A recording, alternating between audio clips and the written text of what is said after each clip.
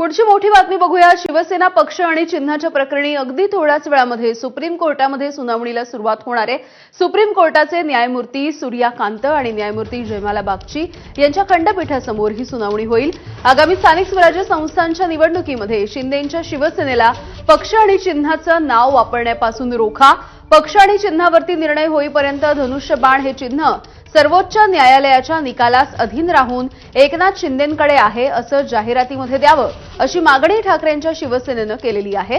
तसंच लोकसभा आणि विधानसभा निवडणुकीमध्ये राष्ट्रवादी काँग्रेसच्या प्रकरणात दिलेल्या अंतरिम आदेशाप्रमाणे शिवसेना पक्षाचं नाव आणि चिन्हाच्या संदर्भात अंतरिम आदेश द्यावा अशी विनंती उद्धव ठाकरे यांच्या वतीनं करण्यात आली आहे। या सगळ्या संदर्भात आज सुनावणी घेतली जातेय। दुपारी 12च्या दरम्यान हे प्रकरण सुनावणीसाठी घेतलं जाणार आहे।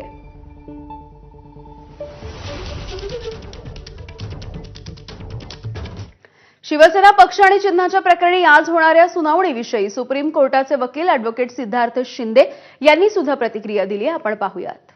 पक्ष आणि चिन्ह टेम्पररी आहे, परमनंट नाही। अजून सुप्रीम कोर्टाचा निर्णय यायचा आहे। तशीच अपेक्षा उद्धव ठाकरेंची आहे की शिवसेनेच्या प्रकरणात पण असा निर्णय सुप्रीम कोर्ट देईल आणि योगायोगानं हे प्रकरण शिवसेनेचं प्रकरण पण जस्टिस सूर्यकांत यांच्या समोर आता लिस्ट झालेलं आहे। आज त्या अर्जावर सुनावणी आहे।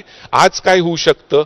आज एकनाथ शिंदेंना हा जो उद्धव ठाकरेंचा अर्ज आहे त्याच्यावर एकनाथ शिंदेंना नोटीस इश्यू होईल आणि 1 ते 2 आठवड्यात त्यांना रिप्लाय फाईल करण्यात सांगण्यात येईल आणि त्याच्यावर सुनावणी होईल, काहीतरी निर्देश सुप्रीम कोर्ट देईल।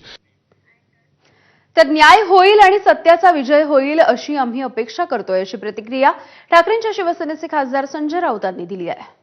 बघा, धनुष्यबाण बेकायदेशीरपणे शिंदे गटाला देण्यात आले। कोणी दिलं? तर निवडणूक आयोगाने दिलं। निवडणूक आयोगाने आधार का घेतला? पक्ष आधार घेतला नाही, तर विधिमंडळात त्यांचं बहुमत आहे।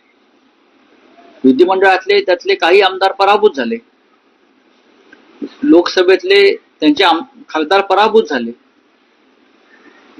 ज्यांच्या आधारावर हे चिन्ह आणि पक्ष दिलं, विधिमंडळ पक्षाच्या बहुमताच्या आधारावर, संसदीय पक्षाच्या, त्यातले बहुसंख्य लोक पराभूत झाले। मग तो आधार कुठे?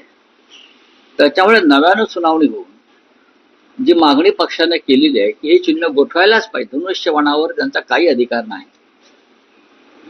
आम्ही न्याय आणि सत्य याचा विजय होईल याची अपेक्षा करतो।